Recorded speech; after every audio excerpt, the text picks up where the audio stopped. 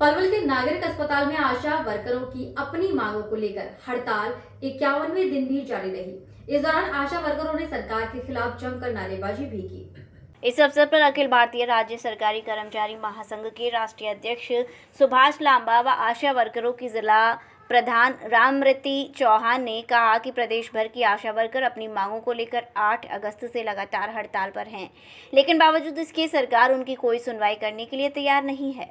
आशा वर्करों ने सरकार की कार्यशैली से नाराज होकर बड़ी संख्या में 25 सितंबर को प्रदेश भर की करीब 20,000 आशा वर्करों ने जेल भरो आंदोलन में भाग लेकर अपनी गिरफ्तारी दी, जिसके बाद प्रदेश सरकार के ऊपर दबाव बना है और 29 सितंबर को सरकार के chief principal secretary Rajesh Khullar के साथ उनकी बातचीत तय हुई है।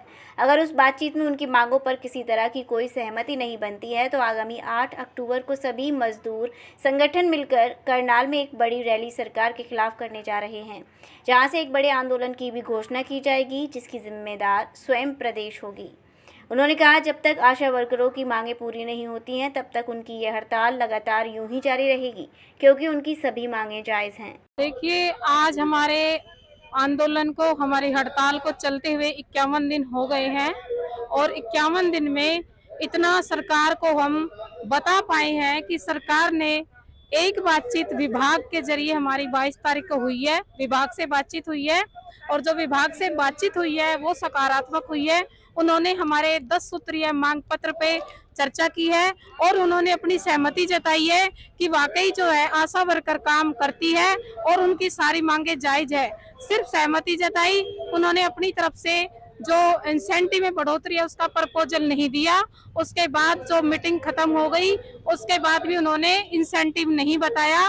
फिर उसके बाद हमारा जेल भरो आंदोलन था 25 तारीख को, उन्होंने कहा था जेल भरो आंदोलन को वापस ले लो। हमने कहा हम वापस बिल्कुल ले लेंगे, हमारे सहमति जो मांग पत्र पे चर्चा करके उसका कुछ इंसेंटिव, कुछ फिक्स में बढ़ोतरी करो और लिखित में हमें नोटिफिकेशन दो, हम अपना आंदोलन वापस ले लेंगे। लेकिन उन्होंने ऐसा कुछ नहीं कहा। जेल भरो आंदोलन हमने पूरे हरियाणा की आशा वर्कर ने किया, 22,000 आशा वर्करों ने जेल भरी। साथ में संगठित जो हमारे संगठन है, किसान सभा, सर्व कर्मचारी संघ, पूरा CI2 और ग्रामीण रूट के जो हमारे लाभार्थी हैं वो भी हमारी इस जेल भरो आंदोलन में शामिल हुए।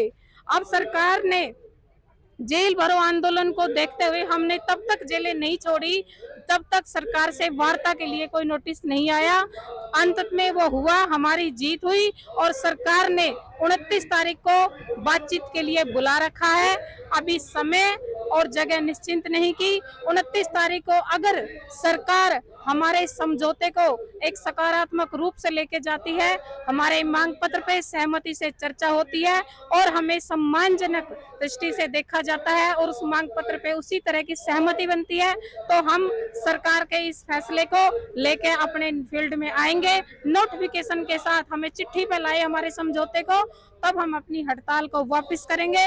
अगर सरकार ने फिर वही अठन्नी चवन्नी का रास्ता अपनाया तो हम बिल्कुल भी आंदोलन को वापस नहीं लेंगे। हमारे आंदोलन की रूपरेखा बन चुकी है।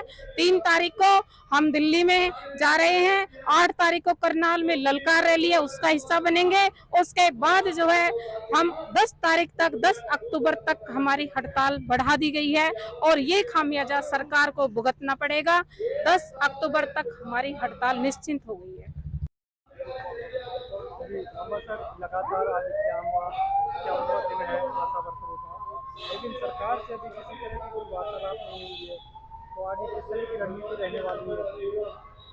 देखिए, 8 अगस्त से आशा वर्कर पूरे प्रदेश के 20,000 वो हड़ताल पर हैं और अभी 25 तारीख को जेल भरो आंदोलन किया है और ऐतिहासिक है, भूतपूर्व जेल भरो आंदोलन था।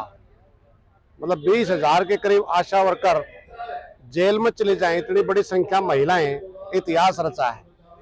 उसके बाद सरकार के ऊपर दबाव बना है और बातचीत के लिए सरकार ने chief principal secretary Rajesh Khullar ji के साथ बातचीत तय हुई है, लेकिन हम बातचीत की कोई जल्दी में नहीं है। हमारे जो आशा वर्कर यूनियन है कोई जल्दी में नहीं है। हमारा अब भी ये कहना है कि राजेश खुल्लर जी बातचीत करने से पहले जो हमारी मांगे हैं आशा वर्कर को सरकारी कर्मचारी का दर्जा मिले, 26,000 रुपये न्यूनतम वेतनमान, 50% की जो इंसेंटिव में कटौती की है उसकी बहाली, PF ESI की सुविधा, रिटायरमेंट के ऊपर 65 साल और रिटायरमेंट पर आशा वर्कर को सम्मानजनक पेंशन और ग्रेजुएटी मिले। ये जो हमारी प्रमुख मांगे हैं, सरकार आपस में अधिकारियों के बातचीत कर ले और अगर सरकार सहमत हो इन मांगों से तो बातचीत की टेबल पर आए। अदरवाइज हमारा यूनियन का साफ तौर से कहना है कि इन मांगों पर समाधान जब तक नहीं होगा, जब तक हमारी हड़ताल जारी रहेगी। लांबा साहब, जेल भरो आंदोलन हो लिया, अपने मंत्रियों और विधायकों को ज्ञापन दे लिए, तो अगला कदम आपकी रणनीति क्या होगी? अगला निश्चित तौर से हम आपको कह रहे हैं कि अब सरकार ने बातचीत की पहल की है और बातचीत हमारी 29 तारीख को बातचीत तय हुई है। उस बातचीत के ऊपर डिपेंड करेगा और निश्चित तौर से हम कह सकते हैं अगर सरकार अब भी बातचीत से हमारी मांगों का समाधान नहीं करती है तो तमाम प्रदेश के मजदूर सब मिल करके 8 अक्टूबर को करनाल में एक बड़ी रैली करने जा रहे हैं। जींद में शायद करनाल में एक बड़ी रैली करने जा रहे हैं और वहां एक बड़े आंदोलन की घोषणा करेंगे। आज जैसे आपको सरकार अपनी मांगों को नहीं मानती है, अगर सरकार नहीं मानती है तो निश्चित तौर से ये जो गुस्सा है, आज सरकार सत्ता के नशे में है, उनको दिखता होगा कि इनसे क्या होगा, लेकिन उनको गलतफहमी है कि जो सरकार कर रही है ना, आशा वर्कर के साथ, मिड डे मील वर्कर के साथ, आंगनबाड़ी के साथ, किसानों के साथ, कर्मचारियों के साथ, मजदूरों के साथ, ये सारा गुस्सा जमा हो रहा है। आने वाले समय में ये गुस्सा निश्चित तौर से सरकार के लिए काफी परेशानी पैदा कर सकता है, क्योंकि लोगों का गुस्सा जब समय आएगा जब उसको निकाला जाएगा। आज आशा वर्कर यूनियन ने पूरे प्रदेश में शहीद आजम भगत सिंह के जन्मदिन के ऊपर सभी जिलों में उनकी श्रद्धांजलियां दी हैं, उनके विचारों से सबको अवगत कराया है। आज जो भगत सिंह के विचार हैं या वो जो नारे हैं, भगत सिंह हमारे विचारधारा का, हम उनकी विचारधारा के एक दूसरे के वारिस हैं। भगत सिंह का जो सपना था कि आदमी के द्वारा आदमी का शोषण ना हो, आज उनकी जो विचारधारा है, भगत सिंह आज के टाइम पर भी पहले से ज्यादा प्रासंगिकता उनके विचारों की है। साम्राज्यवाद के खिलाफ लड़ाई, जिंदाबाद की लड़ाई, क्योंकि उन्होंने नारा दिया था कि सभी मेहनतकश लोग मिल करके इकट्ठे हो करके सरकारी नीतियों के खिलाफ आंदोलन करें। निश्चित तौर से हम कह सकते हैं आज उनके विचार पहले से कहीं महत्वपूर्ण हैं और उनके विचारों से ओत-प्रोत आशा वर्कर को किया है और सरकार से भी हम कहना चाहते हैं कि अब आशा वर्कर की जो लड़ाई है वो रुकेगी नहीं, सरकार गलतफहमी का शिकार ना हो। अगर ये बातचीत हमारी सकारात्मक नहीं होती है, निश्चित तौर से 8 अक्टूबर को करनाल में रैली होगी और एक बड़े आंदोलन की घोषणा प्रदेश स्तर पर होगी।